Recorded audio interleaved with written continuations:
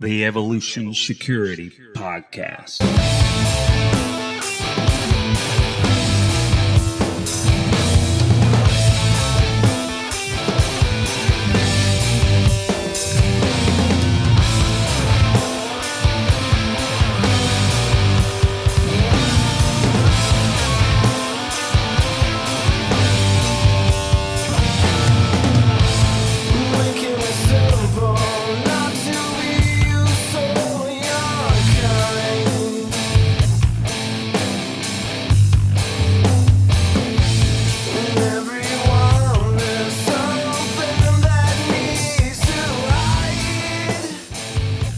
Let's talk about an awesome training opportunity. We are super pumped to be hosting John Murphy of FPF Training for his Street Encounters, Skills, and Tactics class, the 5th and 6th of November 2022, just outside Fort Bragg, North Carolina. This class will teach life-saving material to include Stop the Bleed Medical, Pre-Encounter Management, Pre-Assault, Proper Pepper Spray Use and Deployment, Essential Shooting Skills, Scenario-Based Decision-Making, Post-Fight, and more. For tickets, go to our show notes and find the class link, or go to John's website, fpftraining.com, and look for the class in his course calendar. Also, listen to John on our podcast, episode 66, to learn more about him and tap into his vast knowledge.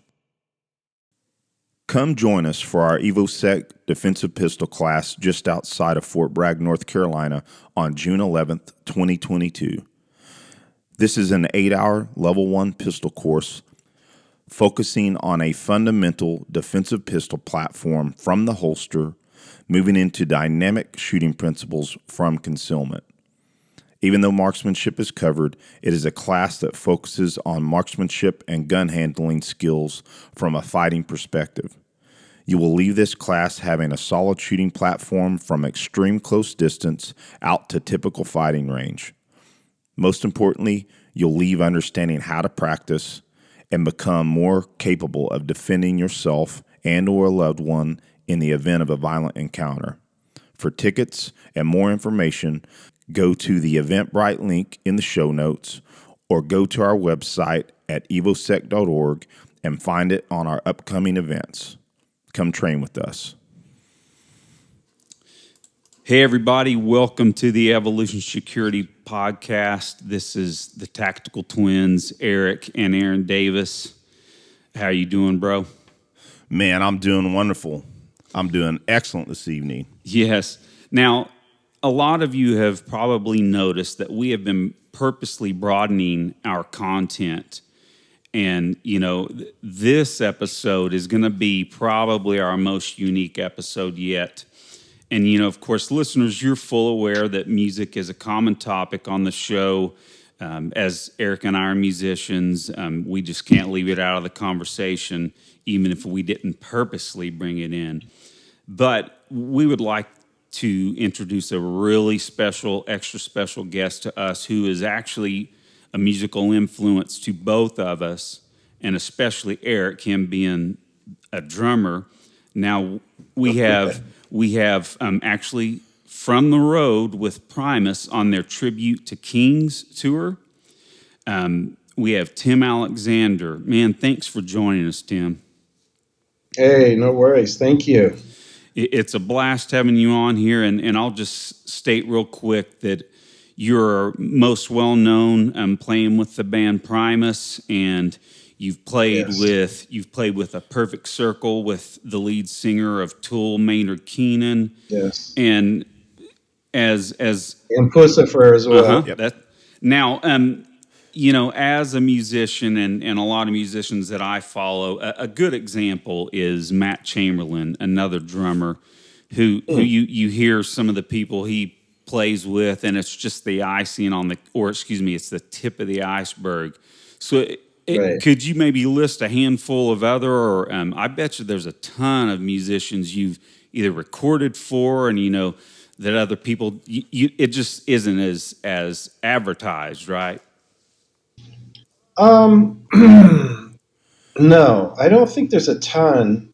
I'm kind of not that kind of drummer, that's like the call Tim and I can do anything, I've kind of just, my style just kind of sticks out, and I think sometimes people want something a little different, like even on the perfect circle stuff, um, I played on the hollow on the very first record. And it was And that, very different from your normal style to me when I heard it. yeah, like if you listen to the rest of the record when Josh is doing it, it's very it sounds different to me because I think I have a hard time just keeping steady on one thing. I'm always, things are always subtly moving. Yeah. And it works great for that song. And I actually, I had written all of the drum stuff on all those songs, I think on the majority of them. And we toured it. We did a tour before there was even a record. And, but I noticed that, the way Josh plays and I play is really different, And I think probably people want someone a little more steady and, especially with that band, I know they were probably leaning towards getting away from a heavier sound, since Maynard has Tool already. I think he was wanting to go, elsewhere. So probably I wouldn't accomplish that too well. Well, and that's cool because me being a guitar player, Eric will attest to this, that I'm not just blowing smoke. I have a few favorite drummers, and you've always been in my top three. Wow, man! And Thank you.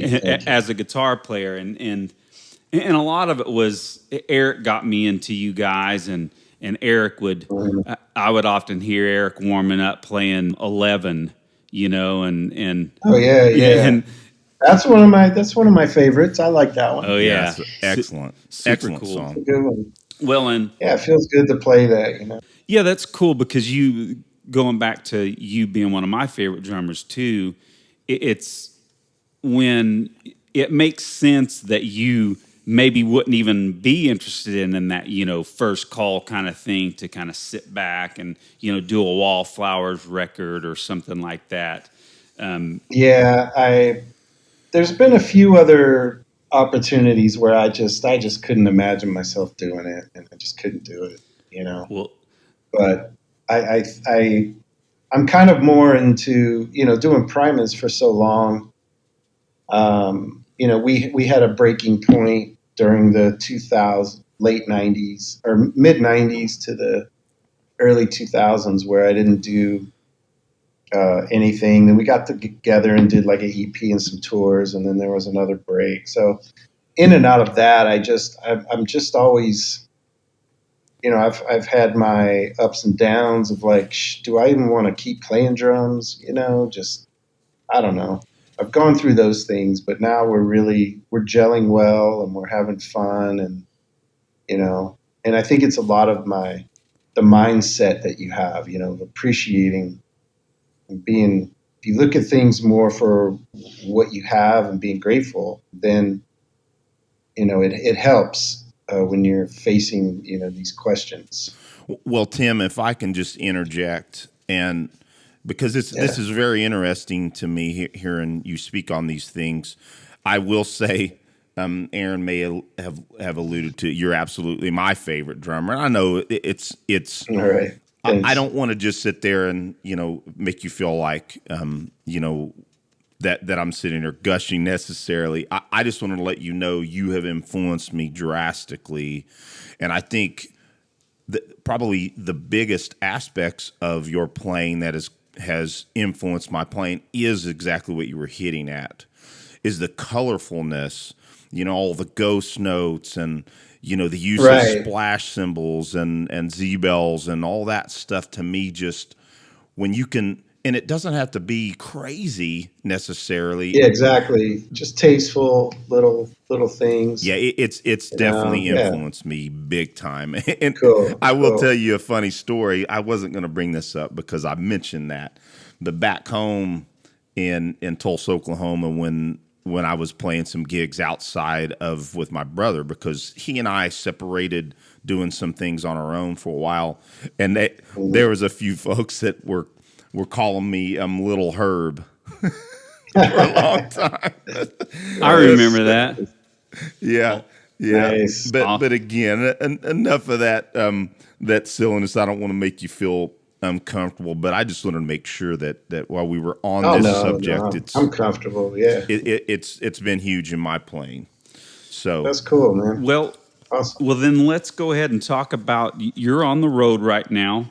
You're again, we mentioned it a little bit, but that you are on what you guys call the Tribute to Kings tour, and you guys are Yeah, yeah. doing a tribute to Rush, and I think Right. it's pretty cool. I just saw some pictures, and Larry Lalonde is playing a white Gibson ES335 like Alex Lifeson and Les. Yeah, there's a lot of the equipment that we're using the same stuff. Like even my stuff, I changed my whole set. I went to a larger size diameter on everything because Neil back in the 70s had the larger, 24-inch kicks and deeper toms and so I went that way. I've got the big tubular bells and I've got the xylophone and I had to learn those parts and wood blocks and the bell tree and so it's been really really fun awesome. to get into all these different Well, things. But and we try to represent it, and even less. He's got the Rickenbacker. the double neck too. Oh, okay. So they both play double necks Oh, cool. at the same time during Xanadu, I think. I actually So- found somebody posted a Yeah. video of you guys playing that, and I was amazed by all that. Yeah, I'm Pretty sure there's awesome. a lot of video on YouTube right now. People can kind of see what's happening, but yeah, we're trying to do it, good justice as well as we can. So could you kind of, at least touch on how that came about and you said that Well, I think the big thing Les has talked about doing something like that. And over our career, we've always kind of hinted at certain parts of Rush songs. We've done YYZ before. We've done even Cygnus. We used to do just that kind of the very beginning. We used to do that. We've done La Villa Strangiato before. But this was the first time we actually decided to do an entire record. And then we have been planning it. It's been like 4 years that we were going to do it. I think even when Neil was still alive too, we were going to do it. And then we ended up on some other tours and that postponed it. And then Neil died and then COVID happened and then it just kept getting pushed and pushed. So we finally were able to go out last year for the first time, and it was a little scary. We weren't sure how it was going to go, but man, people are turning out. A lot of Rush fans are coming out because I guess they're feeling like, they're not going to see the Rush stuff anymore.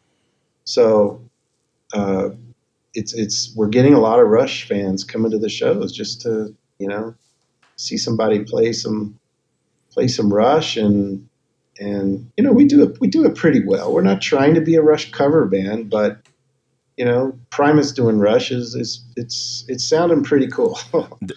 And The video I heard, it sounded awesome. I'm pretty cool. pumped to. I'm gonna try to. It kind of upset me as like I can't break away from work to get there Yeah. last week. I was like maybe I can make it to South Carolina, but it didn't. Oh. But it didn't work out. But I'm looking at the dates and maybe it can work out as you come back on the No, East that's Coast. oh yeah. Yeah, no, it was good you didn't. I told you, well, that's why we canceled. Just so everyone know, we've been trying to. So let me go back. So Todd Fox, you guys had on. I love that episode, man. Awesome. I didn't even know the depth of what they do, man. His company is amazing. I've only known him from being on tour with Pussifer or Tool, and so hearing that podcast was really amazing to hear how heavy Todd is because he's such a great guy, and hearing his background was amazing. Well, So he walks the walk. I mean, he's been yeah, winning. I'm talking. I think he just won Pan Am's in IBJJF. wait. Oh wow, Yeah, really? and Jiu-jitsu? yes, absolutely. Dang, He's man. been winning huge tournaments. Yeah, I'm so jealous because man, when I first saw the Gracies, I was like, oh my God, this is awesome. I've never been like a fighter or anything. I've always a musician, and but I've always had the interest in the self-defense and that kind of stuff. And um, so when the Gracies came out and I saw that, I was like, oh my God, this is the best. And I ended up going to a seminar with Hoyce and his brother, Orion, I think Yep. it was. I think he was the business guy behind it. Horian certainly is the business Orion, man. right? Yep. Yeah, yeah. So I went to that, and I've got a picture of Hoyce choking me, giving me a good choke, and Nice. you can take photos with him. Yeah, it was fun, but uh, up where we were, there weren't any Gracie schools at the time. So, but that's where I learned about Hickson, and Oh, I man. saw him. I was like, wow, he's amazing. But my life wasn't about packing up and going diving into that. I have my music, but that's um, that's when I turned Maynard onto it, and that's how I had met Todd through Maynard. Oh, wow. And I turned Maynard on to jujitsu because of when all that was coming out. He was a wrestler, so he definitely's had the experience. But the jujitsu was just really really good. And we used to have mats like backstage, and we'd roll around and have fun and do that stuff. And then, I mean, Excellent. he's serious now. When he's on tour, he's got like a full gym. He's got all these Brazilian guys at all the shows, whatever city we're in. I mean, it's Are you crazy. talking about Maynard? Yeah, yeah. So he's always doing that stuff now. Well, I mean, he's just got his brown belt. I mean, Man, brown belt is I'll a legit. still whoop him though. We hope But he hears that, and then that he wants to come on our show and dispute it. yeah, yeah. But yeah, I was loving that.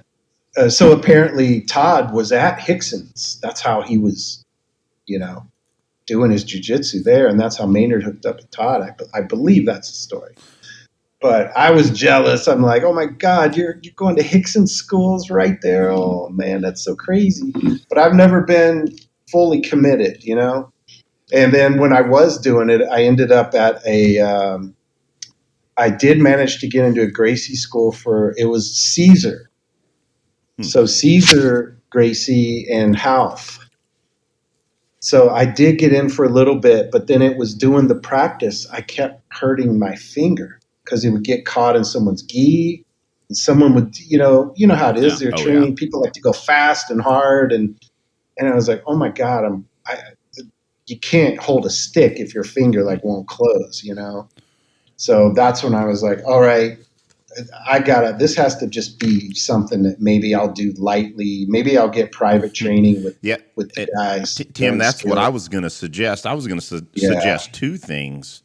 Is number yeah, one, privates all the way, and yeah. maybe you should focus on doing no-gi because Well, that's what I do now. Yeah, I mean, I don't do now. I've been living up in Bellingham, Washington, and there was there was a guy there opened a school, and he was Gracie trained. I only got to go a couple times, and then COVID hit, and they shut down, and then life took over, and I just didn't go. But I did a couple privates, so I was like, "This is the way to go," for sure. Yeah, but now I'm down in the Phoenix area. I need to find some good guys there. I know exactly who he needs to hook up with. Cecil He needs Birch. to Really? hook up Cecil Birch. Cecil Birch is one of our very good friends, and he's a black belt under Megaton Diaz, and the Megaton Diaz gym is excellent. But yeah, you got to hook up with Cecil because you could have privates with him, and you're talking about someone that good. I mean, anyone that's even purple, but purple, brown, black, they know how to use control and not hurt you, especially someone that makes their living with their hands. Man, and Cecil's a cool dude. So yeah, we got to hook you guys up. Let's talk about our sponsor, Keeper's Concealment, the original authority on Appendix holsters and Appendix carry, offering high-performance handgun training, specializing in concealed carry performance. Check out their flagship holster, the Keeper. This holster set the standard for quality, comfort, concealability, and retention. Keeper's Concealment is also a proud affiliate of CCWsafe, the truly proven legal service membership company offering dedicated legal defense. Heaven forbid you're forced to use lethal force.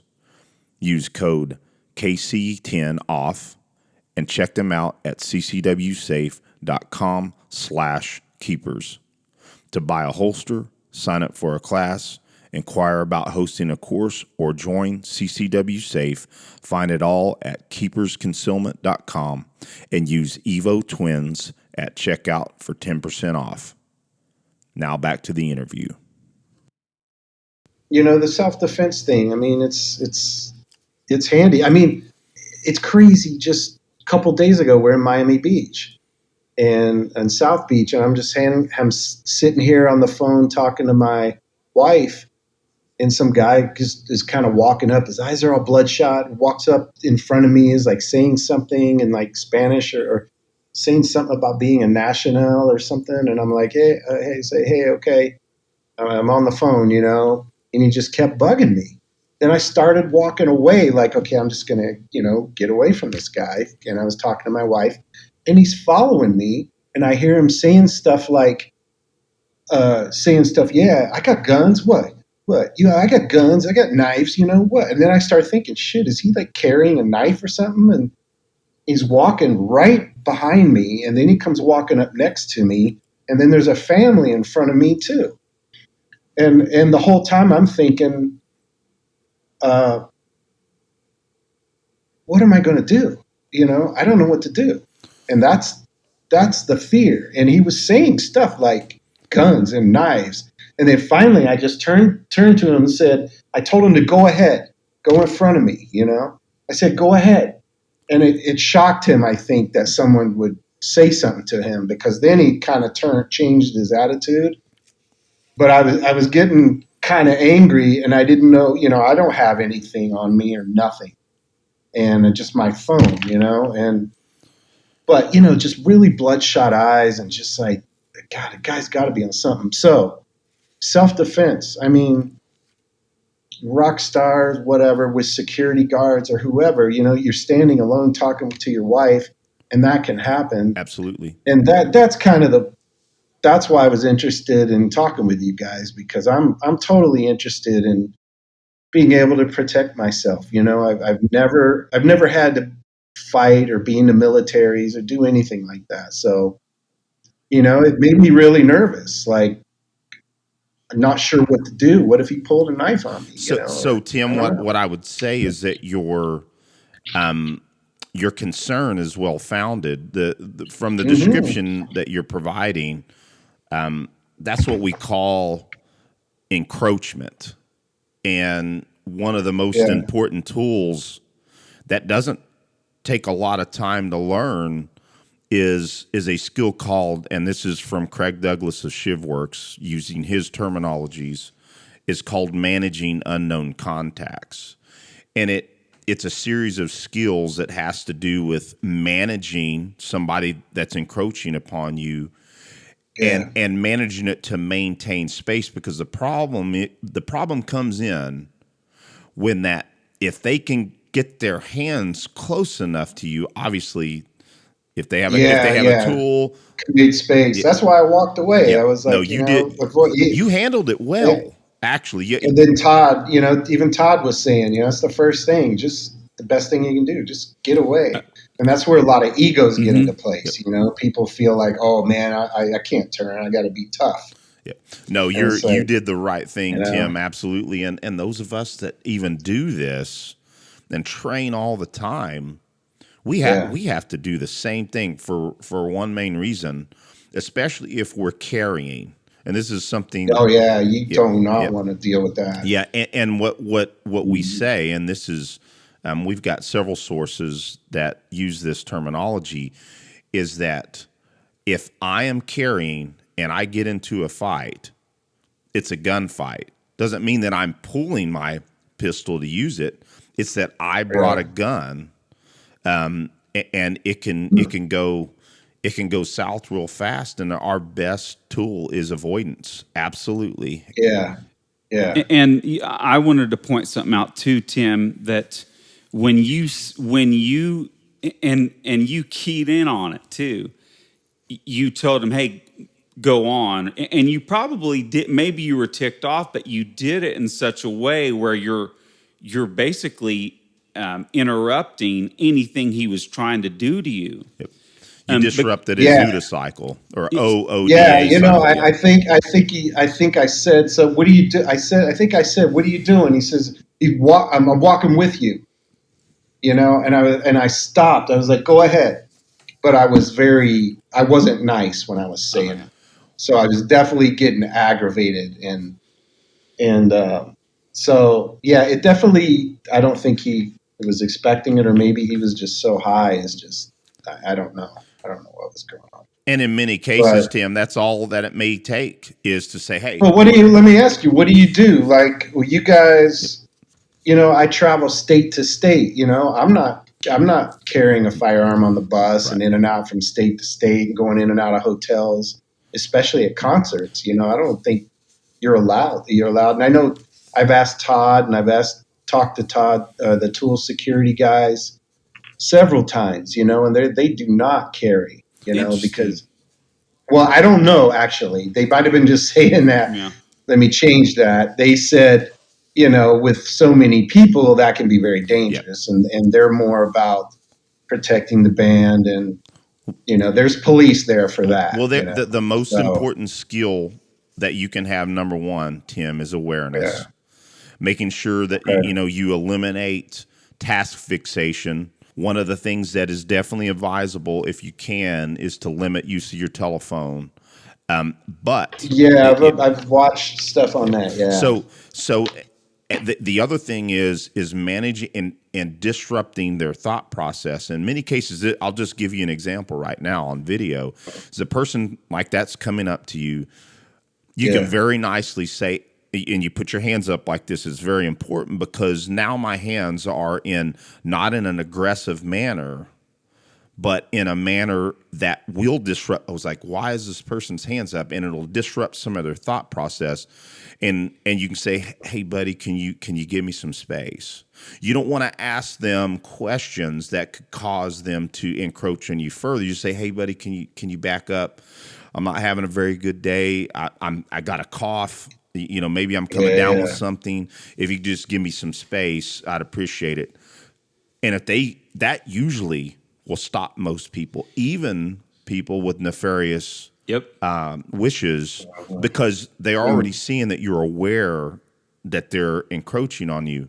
Now, if they keep coming, you need to go, hey, back up. That's kind of what I was doing.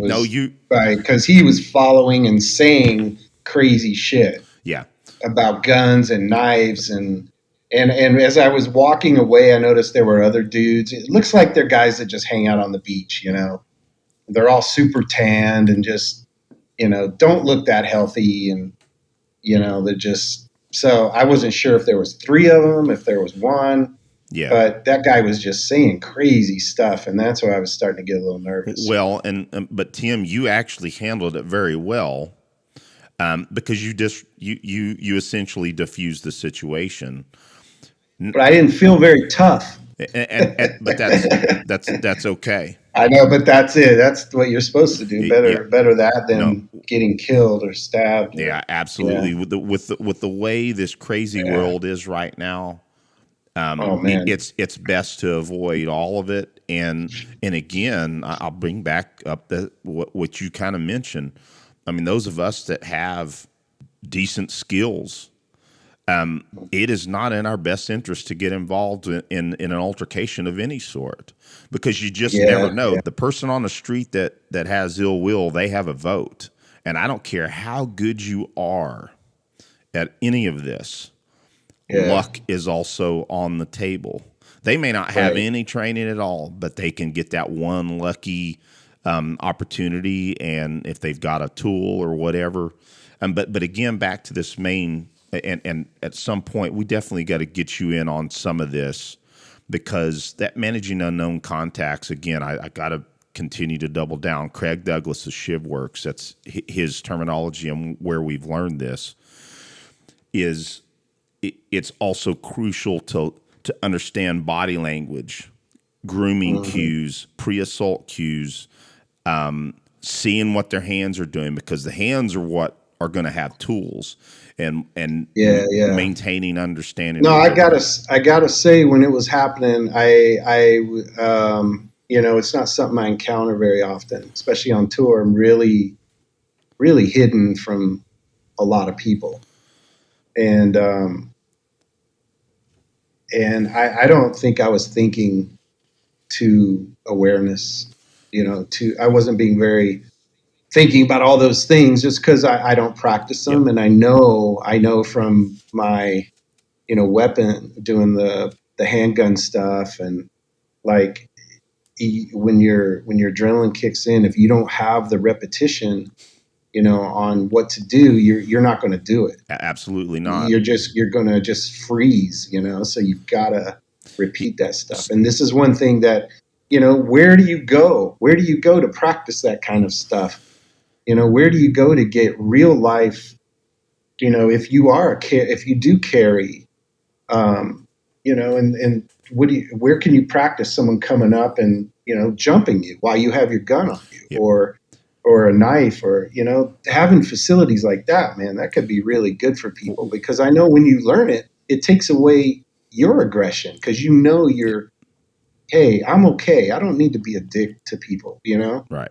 It helps. It does help. So I would love to find out from you guys where some good spots. I promise you that we are going to hook you up with some of the best people in the industry. Cecil Birch is one of them. Some of these skills, so Cecil, and he's so close to you. Oh, really? Yeah. Oh, yeah. He's in the Phoenix area. Oh, dude, come on. Oh, yeah. Wait. Sorry, is that the jiu-jitsu guy, right? So he's jiu-jitsu, but I thought we were talking about weapons. No. Oh, he does it all. Oh, he does right it. So on. he is man. He's what's called he's part of the ShivWorks collective under Craig Douglas. And absolutely, he does the whole Cecil Birch. Yep. Immediate. In Phoenix. Yep. And his company's called Immediate Action Combatives. Oh, hold on. Immediate Action Combative. Sorry, maybe we shouldn't do it right now. You guys can text it to me. We call this stuff good radio. Hey, we do, absolutely. Not a big deal. Well, I mean, this is I'm very interested in it, because I'm doing it right now, like while we're on this. Well, Tim, what I would look at that. That's cool. We would absolutely love to give you guidance and recommendations, but I'm telling you right now, starting with Cecil Birch, it's tough to beat getting with Cecil. He's world class, and I'll tell you right now, he will be listening to this show because he listens to our show, and he's gonna be texting Eric and I, getting mad at us. Well, give him my info, man. I'd love to set something up for sure. Not a problem. He'll be getting on to us for talking him up too much. But he's a humble dude and straight up. Oh, that's cool. He is a super cool guy. But you live in an area where there is, Eric, how far is Casa La Grande from Phoenix? It's about 30, 35, 40 minutes. And so Aaron, we'll hook him up with Chris LaPrey for the firearms piece. Yep. I'm telling you, Tim, I'm telling you, between those two guys, you got the complete package. That would be amazing. Dude. Please help me out. Chris LaPrey is a Pinal County SWAT commander. He is as nice a person as you could meet, and he is one hell of a shooter.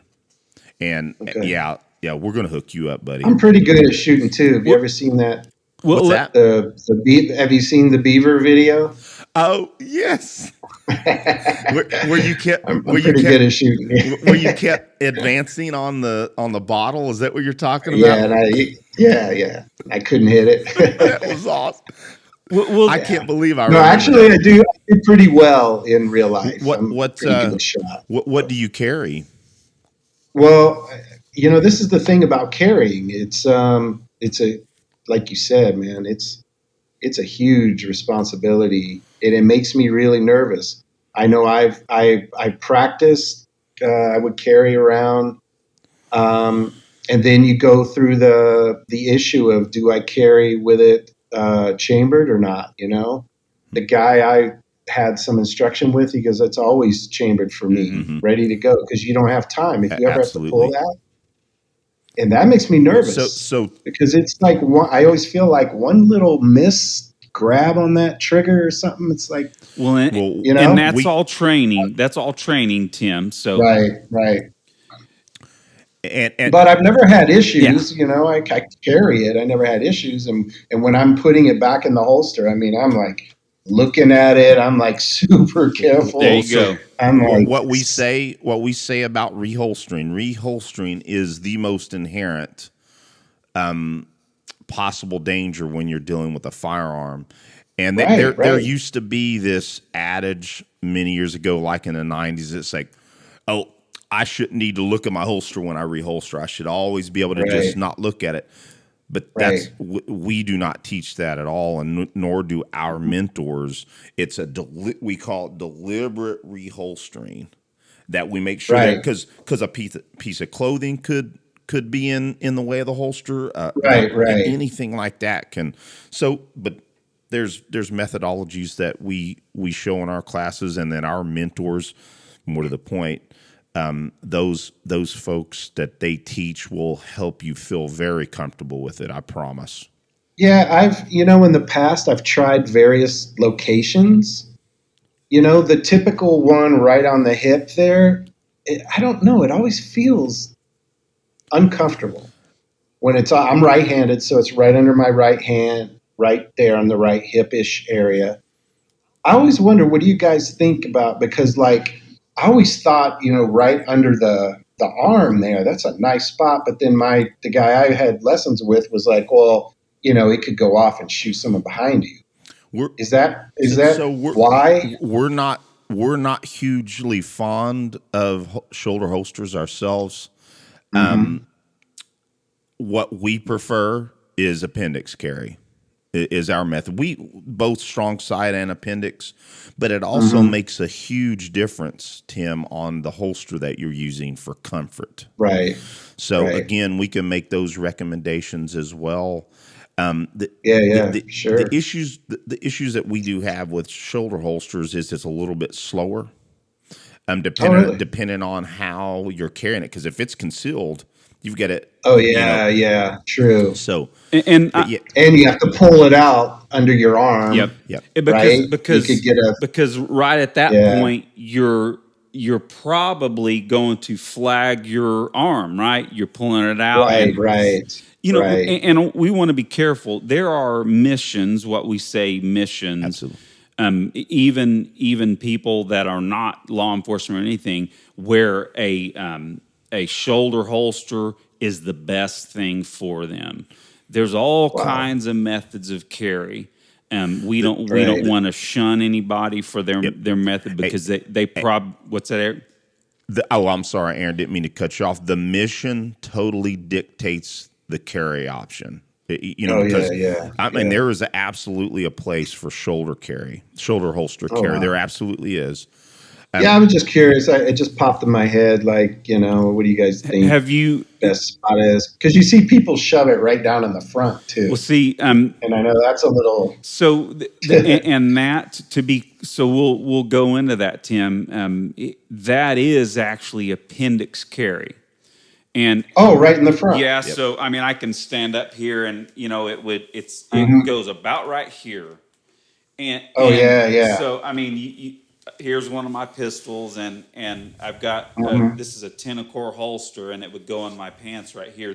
I normally wouldn't carry this pistol, but it's just a good example. Looks kind of big. This is actually my training pistol, and my teaching pistol.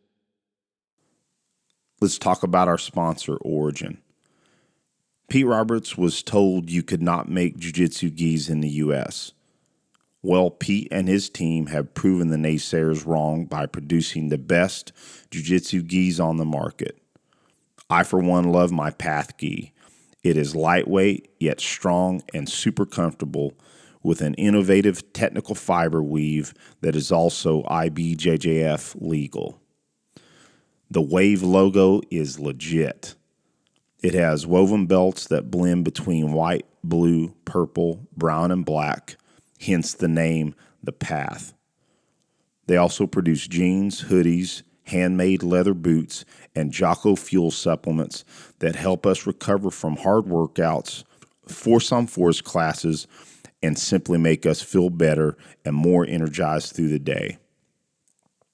I just finished a hard workout in my garage gym and rewarded myself with a delicious mint chocolate milk protein shake and coconut milk. Man, it's like dessert. If you're looking for any Origin products, please go to our show notes and click on the affiliate link, or look for the icons in our blog section of our website at evosec.org. It helps us keep this podcast free and keeps the lights on. If you get something out of this show and you feel like helping us out, use EvoSec 10 for 10% off at checkout. Now, back to the interview. There's definitely a stigma and sometimes a misunderstanding about appendix carry, but we can say this. In our realm of training, it's probably, Eric, 90% of the people that are in our type of realm of martial arts and training, self-defense with a firearm, carry appendix. Because it's actually, with the proper holster, it's more concealable and actually more comfortable. So just real quick, I'm going to show you a couple of things with this holster. Am I gridding out on the video, or can you see me very? Yeah, it's a little hard to see, but we'll just So there are a couple of things. There's what's referred to as a lateral camming bar. Okay, and that actually takes your belt, pushes on that camming bar, and it pulls the pistol into your abdomen. And then there's this wedge. It's a foam wedge that goes on the bottom on the back of the holster. And we'll just have to give a shout out to one of our sponsors. His name is Spencer Keepers, who is the father of this design. This actually keeps the holster, for one thing, from pointing right at your good stuff. Okay, yeah. And it helps whenever you do reholster with a little bit of hip out, you actually never point with proper technique. You never point the firearm at your body. Now, the only time it's really pointed at you, and it's kind of right down at the flesh of your thigh, is when you're seated. But when so do you well, yeah, that's what I was wondering. Like, I'm picturing you're driving, you're driving. So if you're driving, are you carrying it there, or you just have it in like a car holster? Oh no, it's you just got it in there. You're just going all the time because let's just think of this. We can game this, and there's these types of things are low probability, but let's just address this. Right. What if you're in an accident? And someone, actually, this isn't a super low probability, but you're in an accident and this guy gets mad at you because he thinks you caused it or anything like that, and you have a bad situation. Your pistol's in the car, or it's on you in appendix or on the hip, wherever is most comfortable. Right. So you're always, if you're going to carry that pistol, the best way to look at it is it's only for one thing, and it's when everything else has gone wrong. Yeah. And it's like a parachute. Right. Parachute's only good for one thing, but you better have that parachute if you need a parachute. So that's the issue with carrying a firearm. Well, that's how I look at it, Unfortunately, guys that are out to cause trouble aren't obeying the laws. This is what blows my mind. I'll go by a store or something and it says no firearms allowed. Oh, well, then the criminal's going to stop and he's going to take his guns out and set it down. Precisely. But then the people who are in there aren't doing anything. It's just for protection. Now they can get in trouble, for taking that in there. Mm-hmm. And it just makes no sense to me, Well, it's like if they exist and people use them, then everybody needs to know how to handle it, until they're all gone. Well, and otherwise you get all the mass shootings, and I mean, there's no help. There's no defense against these people who decide to do crazy stuff unless someone in there happened to have something that could stop them, right? Absolutely. Or am I wrong? No, you are 100% correct, Tim. There is one reality. You are your own safety net. You're your own savior and or your family. The Supreme Court found that law enforcement, by and large, are not responsible for individuals. They're responsible for the public at large. They cannot guarantee your safety. Now, granted, if they're close, of course there could be the possibility that they could help. But ultimately, you have to be responsible for your own safety, and the only way to really deal with, and let's just be specific. We're talking about only in the instance of grave bodily injury or possible grave bodily injury or death, that you can use a firearm to defend yourself. In all other instances, empty hands, pepper spray. We're huge proponents of pepper spray. That is a valuable tool. Yeah, Tim, if you can't, I was going to bring that up. If you, like on the road right now, you definitely don't have your firearm with you. Man, get on Amazon and order a couple of palm pepper sprays. Those should be legal anywhere you are. If you go to New York, I can't remember the law on pepper spray in New York, but that may be something you check on. But back to just kind of focusing on what the priorities are. Guns are fun.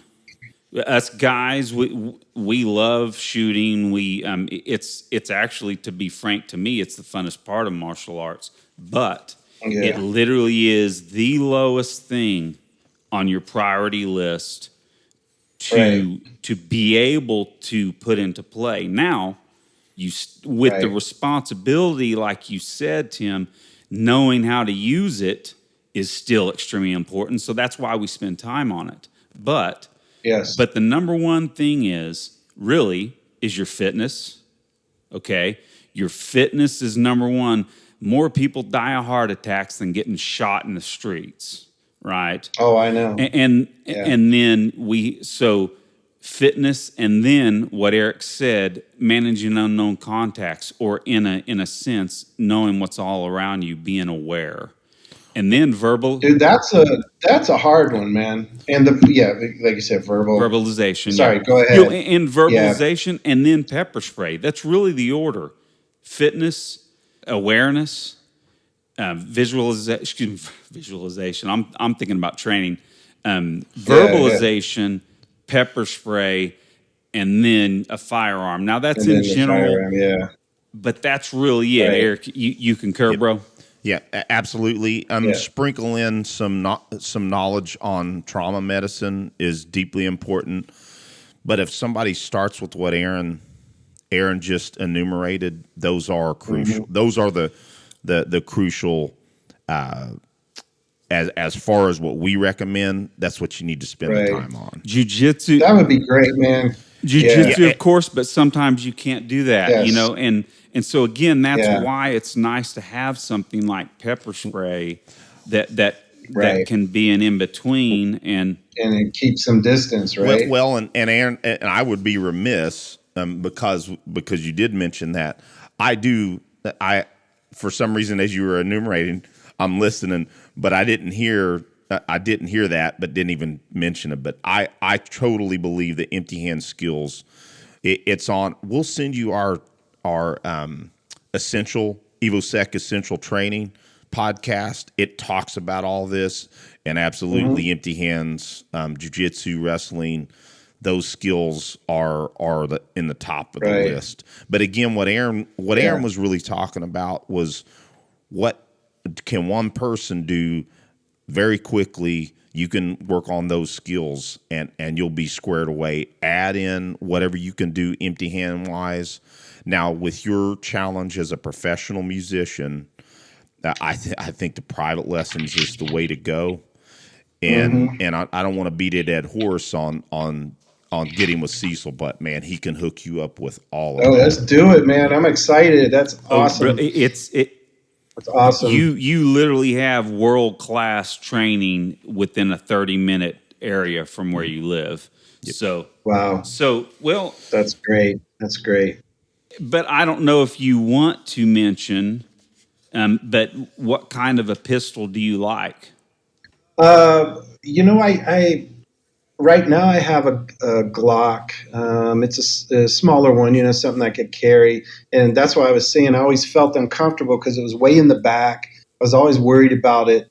What do you call it? Printing or imprinting on the shirts and seeing it. And I was always worried. So I like that idea of the appendix thing. I just got to get the right setup. Yep. We're going to hook you up. Right now I'm in Arizona, so I'm not registered to do that. Well, you should. I don't know the gun stuff. You there. should have. Hold on a second. Yeah, Aaron, you hit it on. You have constitutional carry there. Yeah. What do you mean? Oh, yeah. You don't need concealed. Yeah, you don't need a permit anymore in most states. Permits. What? Yeah. For concealed carry. Yeah. And now, you're kidding. Oh no, just to. Eric, you could maybe give, let's just say safely, about 30 states have what's called constitutional carry.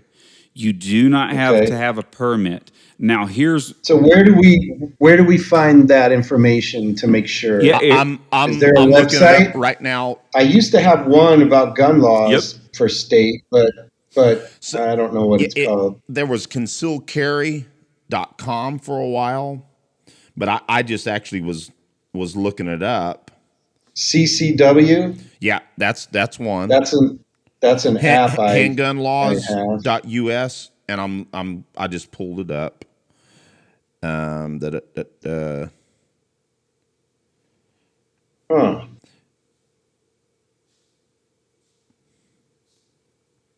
Yeah, I'm trying to consume coffee permit to carry. Yeah, so that would be a good tool to have, if there's a way that, you can see, I can constitutional carry. But does that mean you can travel through state to state with one? Yeah, you gotta know what the laws are in that state. But yeah, I'm sitting there looking at it. I don't know if you can see that permitless carry. Permitless carry. Yep. You did that on the internet? Yes. Handgunlaw.us. Yeah, you don't have to. You're legal to carry in Arizona, buddy. You don't need a permit there. Without a permit. Without a permit.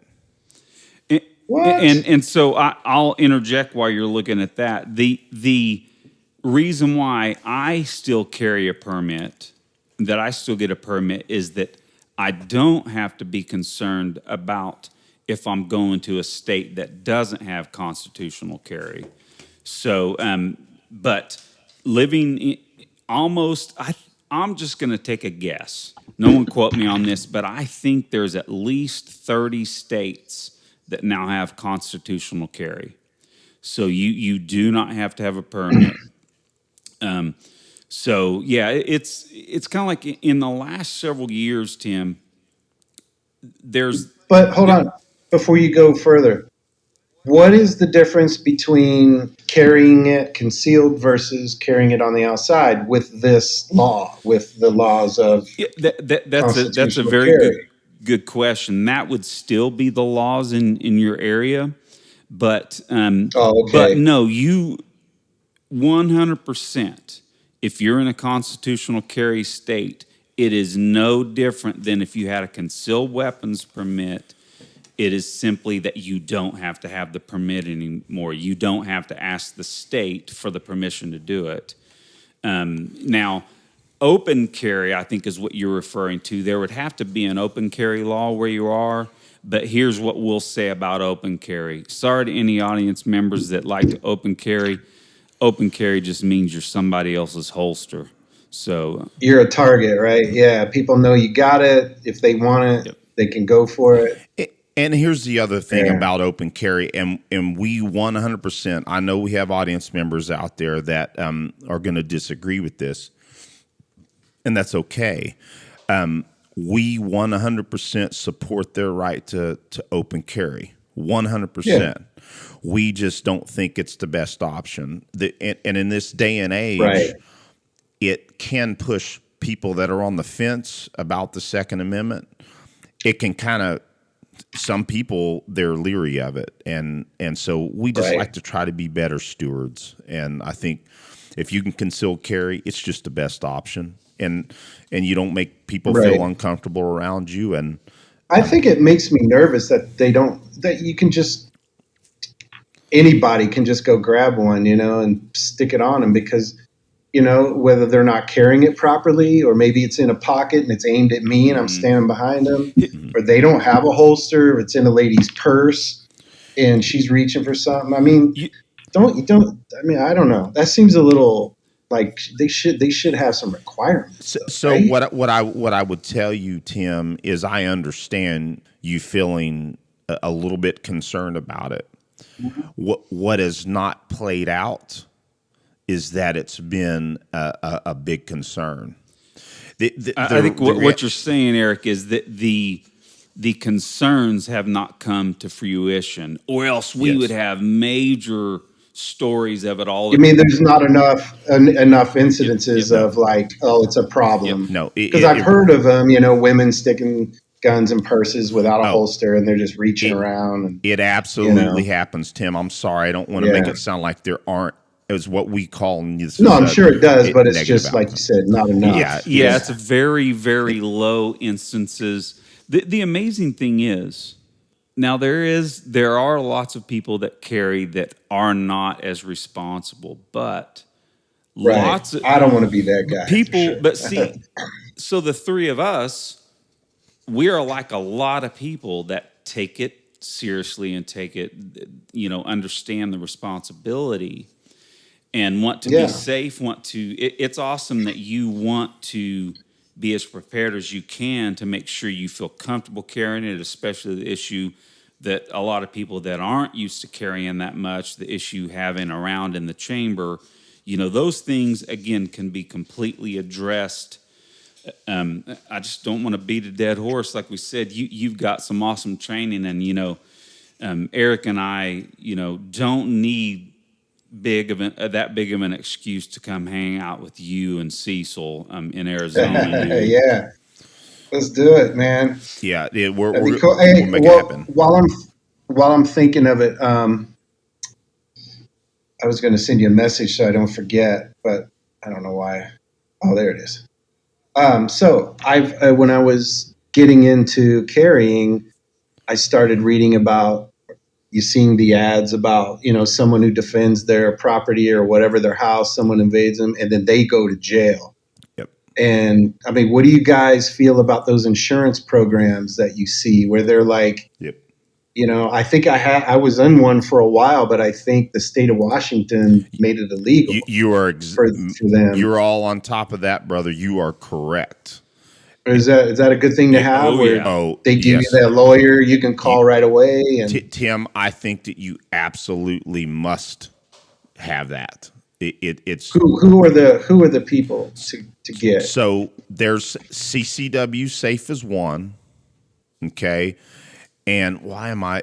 And the Armed Civilian Network. Let me make sure I'm saying this right.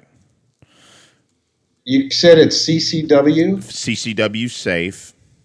CCWsafe. I am versus USCCA. Yeah. So they have it too. But you like CCWsafe? I'm actually I'm running U.S. Law Shield is who I have, but I'm going to be honest with you, I'm changing soon. They're good. But why am I forgetting the name? It's who Tom Givens is on the board. Is it U.S.? Hold on a second. Tom's gonna want to whoop my butt here in a month because I'm forgetting the name of it. Armed Citizens Legal Defense. So this is what I'd recommend highest. What's that? Is called Armed Citizens Legal Defense Network. Either them or CCWsafe. Mm-hmm.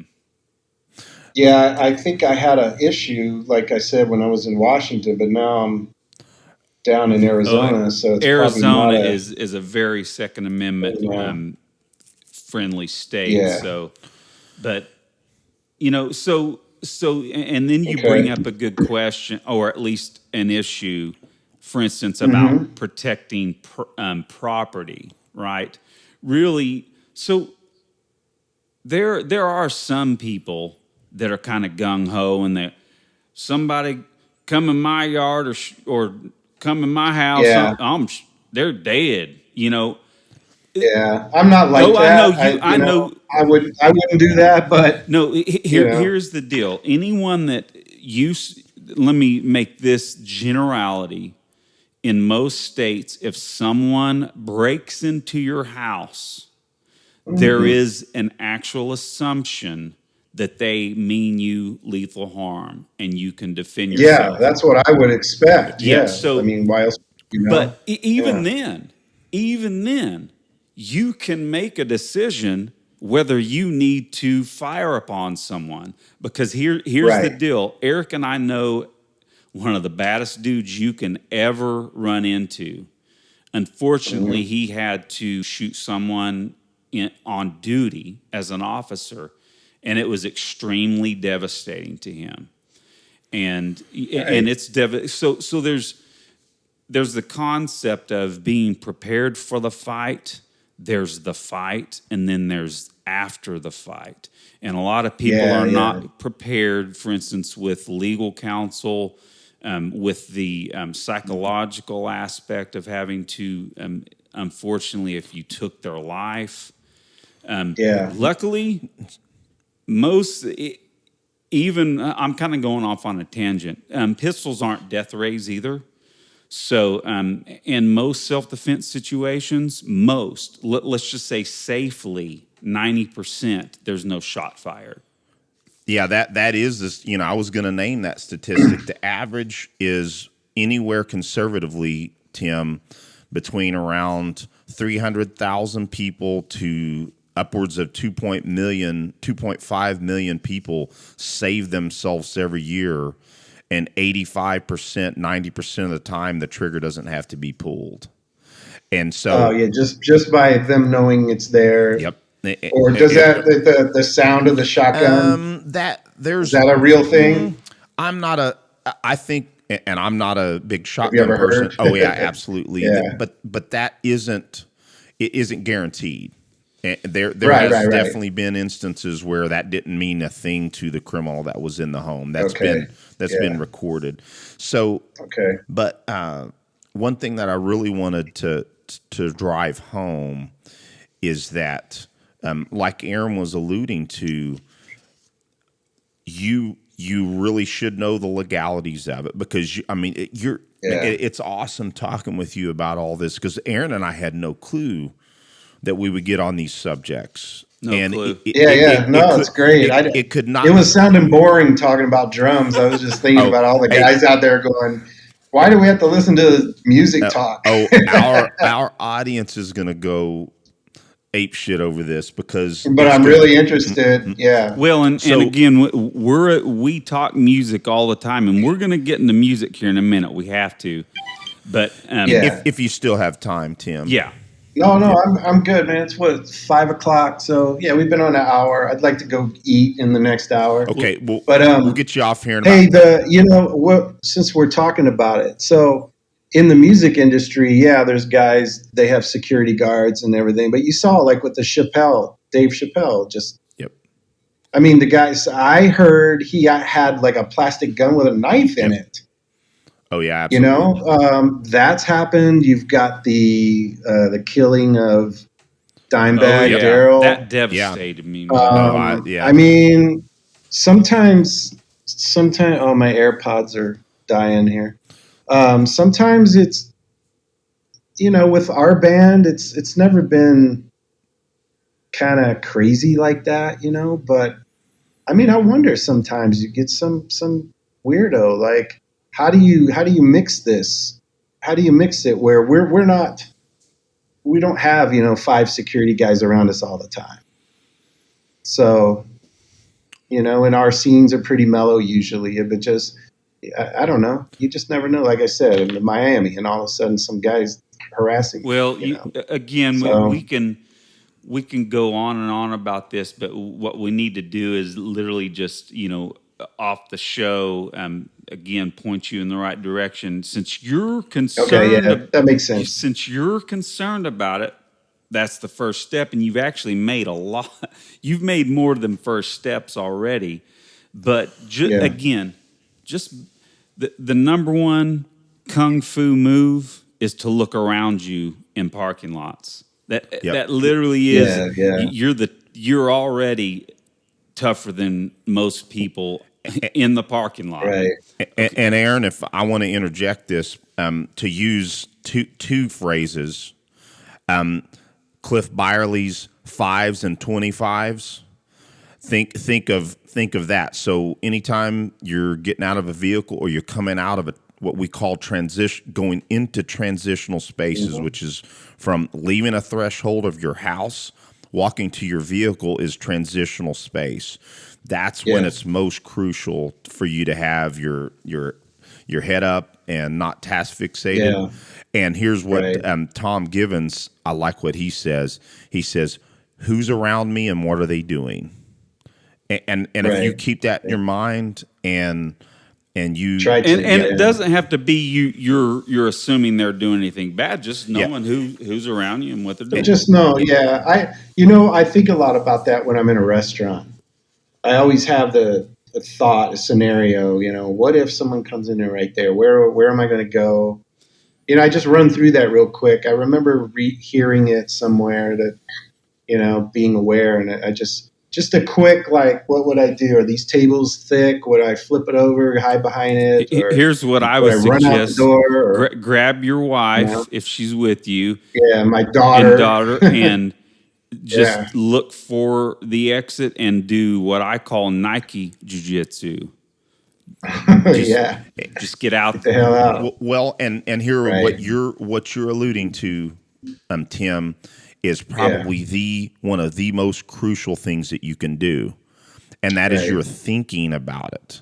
You are wargaming about it. You're playing what we call the what if game.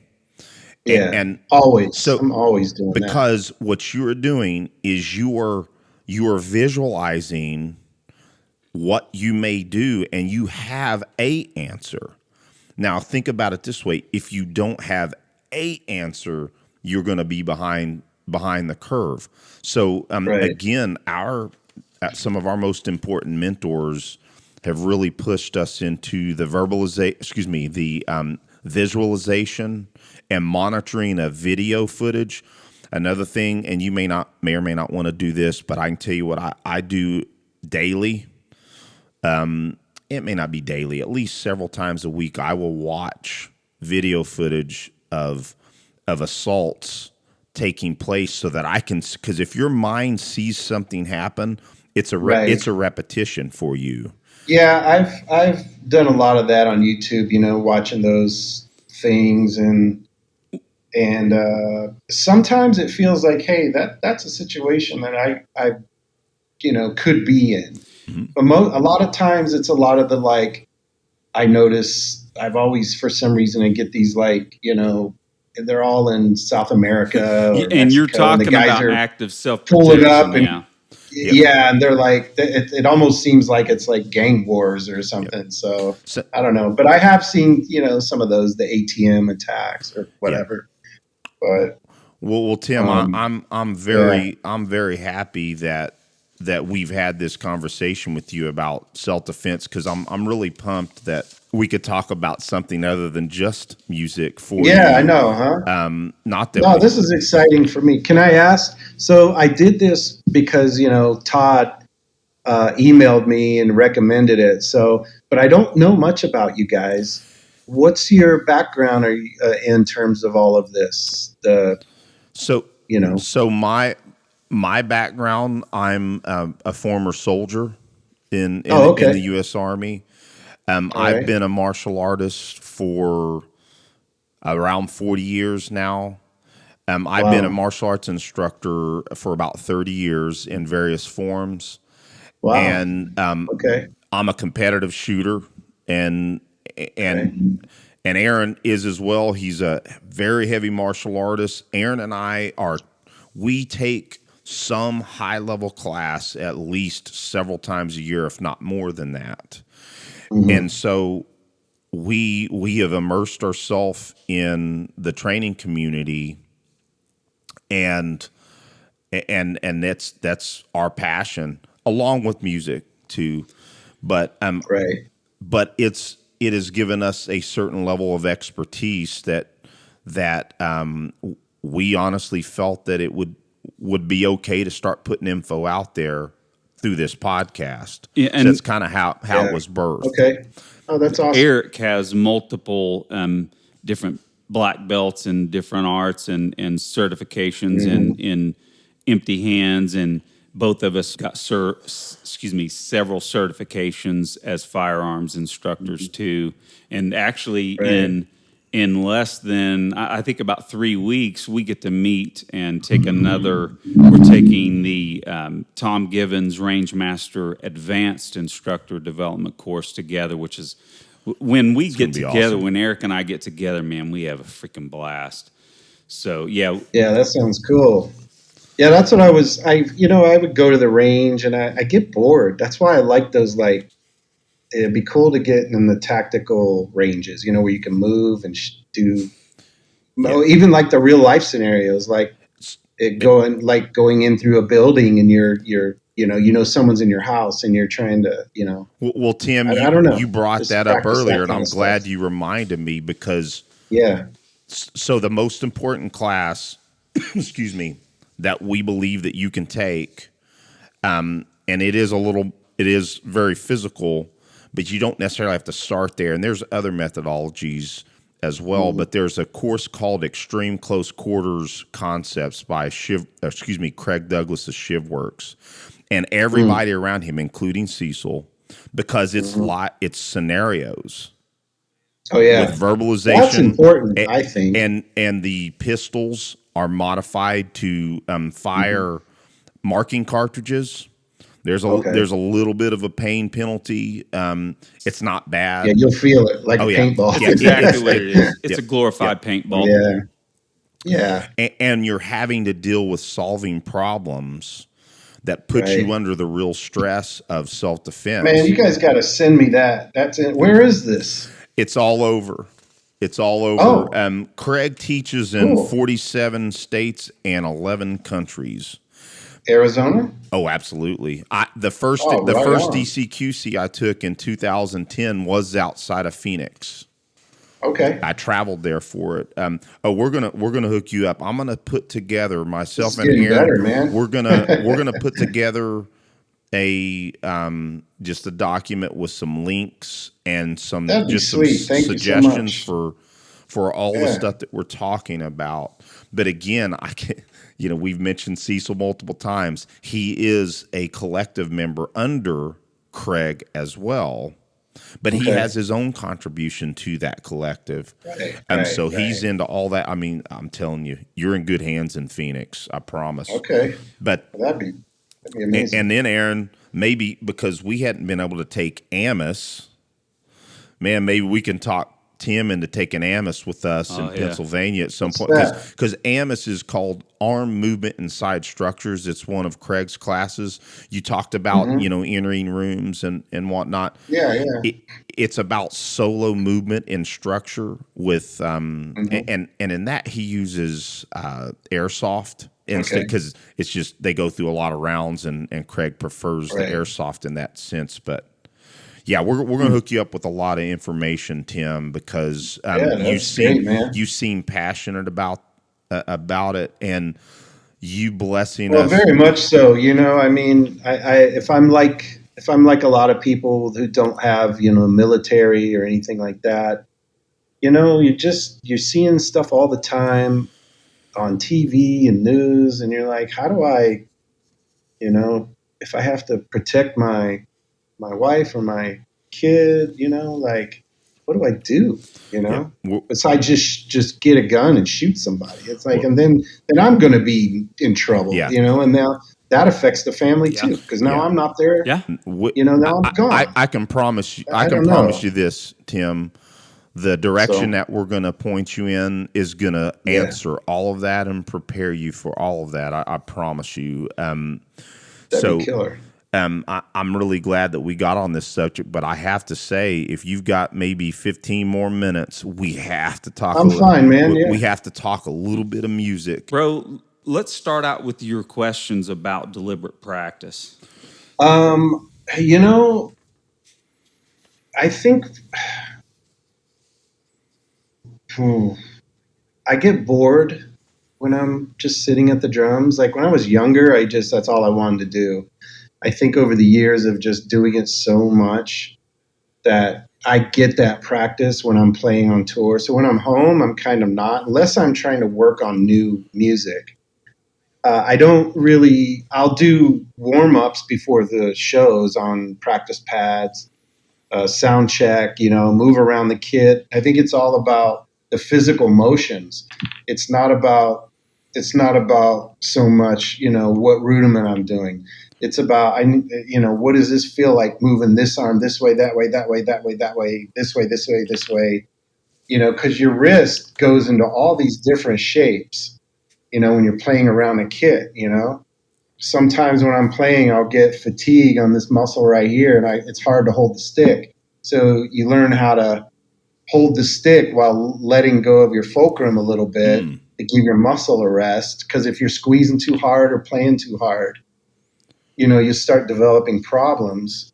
So for me, when I sit behind the kit, I'm not so much thinking about, what kind of cool thing I can do, as much as just as sound check, I'll move around, make sure everything's in the right place, practice some stuff that maybe felt weird the night before.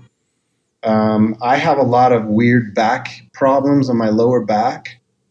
I believe it's from years of just terrible posture, because it feels better when I'm playing to, get into it.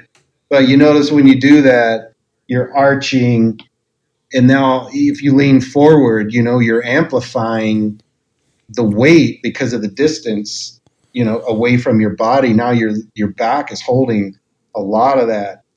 And after 30, 40 years of this, I've had back issues where I get these spasms. It was actually the last time. I'm in Nashville right now. We have a day off right now. The last time I was in Nashville, we were supposed to play Bonnaroo, and it got canceled because of the hurricane rains. But fortunately, I reached over in my bus. I just reached over. I didn't even lift anything, and my back popped. And I panicked. I was like, oh my God. I walked back to my hotel. I got to the hotel, and then I was basically paralyzed for 2 days. Oh, geez. And so then I managed to get to a sports medicine place, and they gave me some steroids and did x-rays, and they're like, there's nothing wrong with the spine. So it's my muscles, these damn something down in there. I don't know what's going on. Weak core. So I'm trying to do Pilates. Big benefit for, drummers. Get the core strong. Because now I have my backrest, which is helping a lot at the kit. So I can relax and still play. And I actually play way better when I'm leaning back against it and just relaxing everything. I have a tendency to get tense. So you practicing those kind of things if you're a gigging guy like me, those things are kind of almost just as important as a rudiment. Like that makes sense. Stretching the hips out, stretching the glutes, stretching, not overstretching, because that's what has caused me problems before too, is doing too much, and then it pulls on my back. But I have back issues. Rudiment-wise, I might, before the show, like 5 or 10 minutes, just warm up with marching drumsticks, heavier. I go heavier, do some rudiments, single stroke, move the singles real quick, get the quick reflexes firing. I'll do that, and but the whole idea is to be relaxed. So I don't want to over get everything going. I play way better. I can play faster when I'm relaxed. Well, Tim, if I can interject there, and this isn't just me. I mean, you're a very accomplished musician and drummer. To me, I kind of get where you're coming from. You play so often. Heck, when you're playing a Primus concert or Pussifer, and any of you're getting a lot of play time. So it's you kind of alluded to that's kind of part of your practice, right? It is totally. I mean, when I'm playing, I'm thinking about. Lately, like I said, while I'm playing, I'm concentrating on making sure my core is engaged, because I think I have an issue with my core of just relying on my back for so long. Yeah, I think my stomach is all soft when I'm playing drums. I'm focusing on that. I'm focusing on, rather than just playing whatever I'm feeling. I'll take a second and think about how am I doing this real quick. I don't need to bang the shit out of this. There's microphones. It's bringing it out there. Yeah. In my earlier days, I used to play real big, like I'm playing to the back of the room, thinking that it looks great, and then what it does is it just destroys your muscles, your joints, and so I'm trying to take a more Bruce Lee awesome method. You're way faster when you're relaxed. Yeah. And then just when you hit, you have a moment of impact where that stick is solid, but then that's it. You don't need to squeeze it the whole time and you watch drummers that play like just up, down, up, down, up, down, up, down. That's so tense. I move my arm. Let me see if I can show you. When I make a swing, it starts here. So this is what I've taught people before. It's like a whip or a wave. The stroke starts up here, and it's like that. You see how this motion? That's how I'll hit a drum. And it might get condensed on little movements, but if you watch drummers like video of Taylor Hawkins, he was great at that. You could see his arms out here, but his sticks are still down. So the motion is like a wave, and it's fluid. It's fluid, and you can play for a long time. But when you see drummers that are just doing this up, down, up, down, up, down, back and forth, you know, it's just exhausting, all this. So that's kind of a method I teach when I've taught people, was to learn to be relaxed, let the arms come down, let the stroke, if you're going to hit a cymbal, something big, you know, it starts here, and then, you know, your wrist is still loose, the stick's still down here, and then it comes through.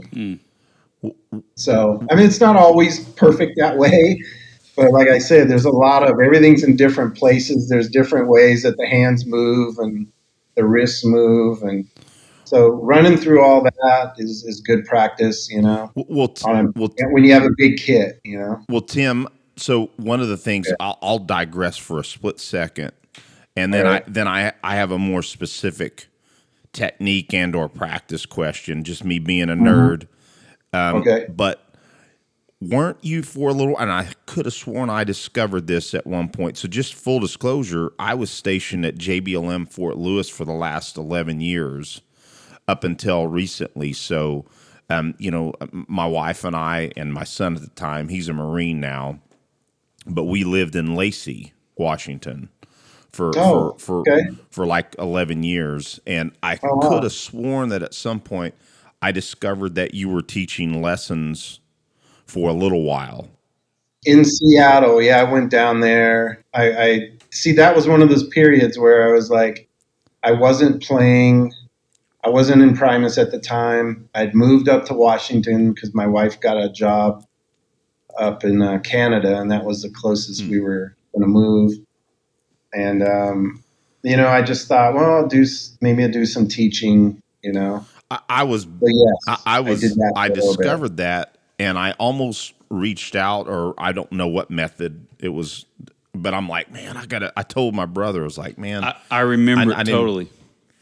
And I'd never pursued it, and I'm to this point, I'm like, why didn't I ever do that? But I might, you know, at some point, I've done Zoom lessons. You know, maybe since you guys are hooking me up, maybe I can hook you up with. We'll sit down on the kits on Zoom, and we'll just. I can show you how to play stuff or whatever you want. You're gonna make me speechless here, man. We'll talk about that for sure. That would be incredible. That would. I don't have a setup right now. Literally, you know, March 1st, we moved down to Phoenix area. We had 30 days trying to decide if we're buying a house or just going to rent forever, and we ended up buying one. I've literally been in the house twice. 2 days. I flew back home on a day off. And so it's crazy. All my stuff's in storage, and now I think we're moving again to a better. I don't know. It's crazy. We feel for you. We'll figure it out once I get a kit set up. No hurry on any of that. Right. We'd rather you get settled in and get some rest with your family, because you guys are through October, right? No. We finished this the end of June. Then I have July, and we're doing the South Park stuff in Colorado, the 25-year anniversary at Red Rocks. Yeah. So we're doing that, and that's for like a week in August, and then we go to Europe in September. That's what I guess maybe I was just reading down the list and I was seeing. Yeah. But there's breaks in between there. Yeah, I'll be home in another month and a half, I think. Cool. Like We'll certainly talk offline and figure something out, but no hurry. I'm not going to pressure you into any of that, but we're gonna get you hooked up first, and then What cities are you guys in case I'm in town? Then you can take me out on some training or whatever. I don't know if you hit Oklahoma very often, but that's where Tulsa. We started the tour in Tulsa. That was the first show. Now I'm pissed. That was the first show. Was it BOK or was it? You might have played Kane's Ballroom or. Hold on, let me see if I can get back that far. May 4th. No, we need to go back. But as I don't have the info. but No big deal. as you're looking that up, but oh man, that'd be awesome. So yeah, Tulsa is where I am, and Eric is outside of Fort Bragg, North Carolina. Oh, North Carolina. We did South Carolina, now we're in Nashville. I don't think we're coming that way, are we? Yeah, I didn't see that you guys were, but we got time in the future. We'll figure something out for sure. We're gonna. Yeah, we're moving up north. We will be in Pennsylvania on May 25th. Didn't you say? Yeah. Your buddy does that training there. Oh yeah, but I don't think he has that going on around that time. It's not there all the time. Yeah, okay, I see. He only does that once a year. But no, we'll figure. But Pennsylvania, I may need to see how close that is. I might even just come see you guys play. Well, I mean, look at our schedule. There's other dates. Yep. There's other stuff around. Well, Tim. Louisville, Kentucky. Yeah. Oh yeah, Kentucky. Oh yeah. We'll be in Louisville. That's kind of down this way, right? Yep. Well, what I would say, Tim, is that one way or the other, we're committed to helping you with this, with solutions. And so we got some some posterity, brother. We'll figure all that out, and we got time. But man, I just don't want, because I feel like we're keeping Tim too long, and we can. No, I'm doing all right, man. I'm a little tired today. It's hard sleeping on the tour bus. Yeah. I don't know. It just, because it rocks around, and then you're constantly doing this, moving, and it's. Well, I haven't been sleeping well. Sorry, buddy. Yeah, that's why we want to start closing this out and let you get I'm some mellow. dinner. I'm mellow. I'm just going to go get food, and I went down to Whole Foods earlier and bought a bunch of supplements and trying to clean up my diet a little bit, so we need to send Tim a package of Origin or Jocko supplements. Yeah. Oh yeah. Well, Eric, if you don't mind, I'm going to ask Tim a couple of questions, and you can just hit this first question real quick. No big deal. So, I think we've covered the drum stuff, but as great musicians are, we love music, not just our instruments, right? Sometimes people think, same with me, yeah. So, what are your just name maybe your top 3 bands or artists that you dig? Could even be just what you're digging right now. I can. I'm a huge fan of Soundgarden. Like my album, the Fata Morgana stuff, it's very kind of heavy in that realm where I like playing guitars, and I'm working on new music for that right now, and it's real heavy type that type of music, I can't sing like him, but my voice is very different, but I love that music. That's probably one of my all-time favorite. Besides the classics of, Police, Zeppelin, and Rush, those are my big influences as a kid.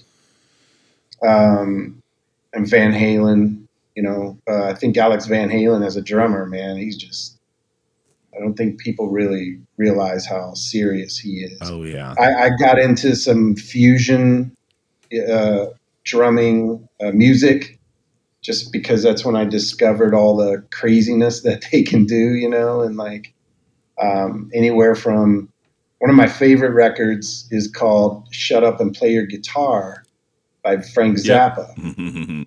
Larry turned me on to that years ago. And, after hearing like Al Di Meola and Chick Corea and all these fusion guys hearing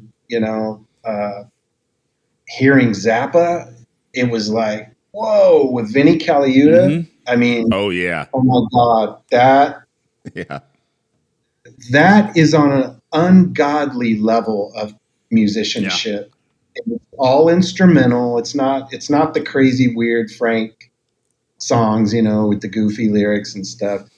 These are jams that they took that happened live in the 70s, and it is I can't even tell you the technical level of difficulty that is going on here. Awesome. It's mind blowing. So anybody out there, you're a guitar player or a drummer or anything, if you guitar and drums, you should hear this record. Shut up and play your guitar. It's beyond comprehension. Awesome. But it's good. It's good to listen to too. Awesome. And so that's a real heavy one. And I got turned on to a lot of world music. When the Afrobeat stuff was happening in the 80s, I got into that. Kind of some of the stuff that Peter Gabriel brought on, like the So album. Jerry Murata playing the drums on that with no cymbals. We kind of try to do that in Primus. Actually, I do a lot of rhythmic drumming. Oh yeah, and I do have the cymbals, but over the years it became less rock drumming and then more just getting creative, and Les doesn't like a lot of washy hi-hats or big loud cymbals, and especially live, they go through the microphones and it's just this constant noise. So, I kind of play around that too live, Cool. Not to make too much crazy washy sounds. And then it gives a different sound when I'm playing. But and lately, I think one of the best records I love is the new Deftones record, Ohms. I didn't even know there was one out.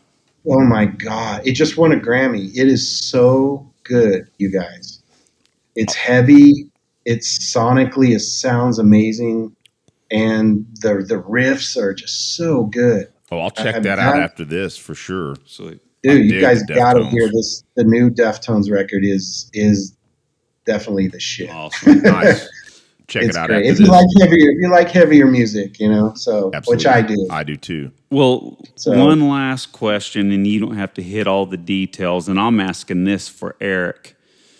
So he recently he had some decent kits growing up, but he finally ordered a pretty sweet Star Classic Maple. And so that's what I've used for years. Yeah. Nice. I was curious. So when you do need to get your kit put together for Arizona, what would you do? Would you just get a smaller kit, or would you grab stuff? Oh no, I have them. I have them already. They're custom made by Tama for me. They're just in boxes. So would you set up a large kit, or would you set up something more? Yeah. I would set up the kit that I usually play with on tour, but now I have another kit doing this Rush stuff. So I don't know if I'm going to go back to the smaller kit, because I'm kind of liking the bigger set where everything's up higher, because it keeps my back up straighter too. Makes sense.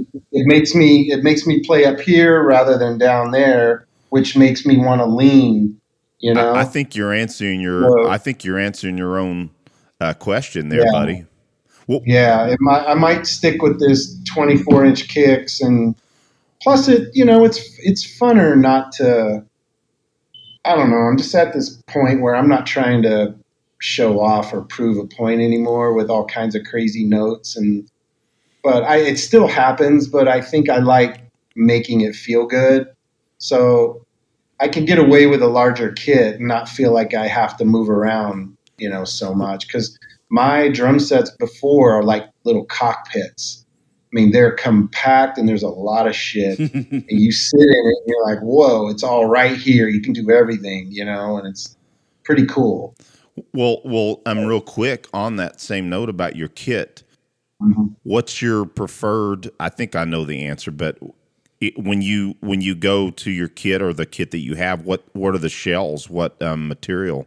Are they maple? Are they? Yeah. I tend to like the maple. Yep. Even my drumsticks are maple.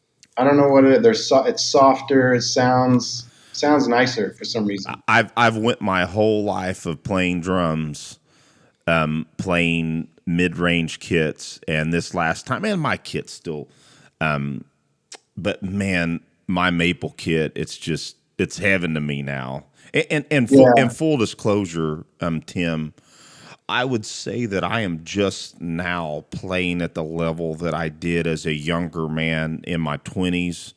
Because Aaron can attest to this. I have been in and out of playing for many, many years, mainly because of my Army career. I was in certain areas where I couldn't have a kit. But I, like Aaron, so Aaron is a musician first and a martial artist second. I am a martial artist first and a musician second. Aaron had a renaissance in his martial arts about 7 years ago, and I had a renaissance in my drumming. And man, I play. I'm not saying I play every day, but it's at least 5 times a week that I play, and I'm finally getting back to the level that I was. And I think that's great. I think at some point I know I will at some point surpass myself when I was young, but I just have to say, man, it's just an incredible delight to have you on our show and to find that you're on a path that is so important to us. And I mean, I just think it's kismet, in my opinion. So cool.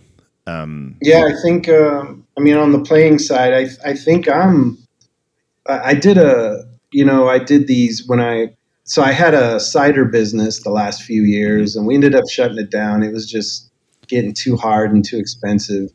But I would do these YouTube happy hours, and just to promote the business. And so I got to talk to Fish, Fishbone. And he's an amazing drummer, man. Yep. Oh yeah. And he was saying, he's like, man, I play better than I ever have right now. I mean, he's an old man like me. And lately, like last night I was playing, I was like, wow, man, I'm doing pretty well. Awesome. I'm playing, like, I'm not trying to bash the drums, but I'm the kind of the finesse is there. There's sometimes it's a little difficult to do some of the things that I couldn't do when I was younger. The speed definitely suffers. I know mine does for sure now. Yeah, but I don't know. But yeah, I get that feel. Having that feeling too. Like, well, I'm playing pretty well right now. So, yeah. Well, man, that's awesome, Tim. That's congrats. That's good. You guys are getting to that where you're feeling it. Yeah. Well, that one day that if we do hook up on Zoom, I'm going to have to make sure I'm well practiced.